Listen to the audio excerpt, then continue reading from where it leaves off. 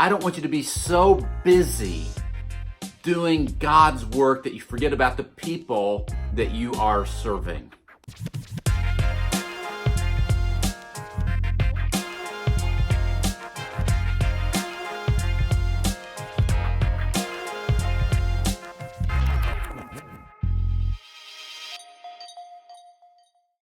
You know what? We get so busy with all of this stuff of ministry.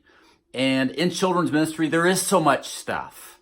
And you're choosing curriculum, and you're staffing slots, and you're populating planning center, and you're planning your next big event, and you're overseeing budgets, and you're making sure kids are safe, and you're making sure that all of these moving parts are moving. And sometimes it's easy to overlook the obvious part of ministry, and that is loving people. Loving people. What did Jesus say? At the end of the day, it's all about loving people, right? There's no greater commandment, right? And here's the thing. I don't want you to be so busy doing God's work that you forget about the people that you are serving. I talk about this frequently, and that is that people work always trumps paperwork. And there's all kinds of paperwork to do in children's ministry. But what matters most are those relationships. Loving people. Asking God every day, God, would you give me a greater capacity to love these kids?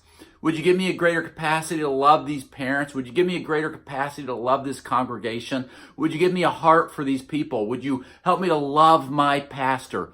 We need to love. Remember when Jesus was sitting toward the end of his earthly ministry, looking over the city, and his heart was broken over the city and over the people. Does your heart break, right? When's the last time you shed a tear for those that you're serving?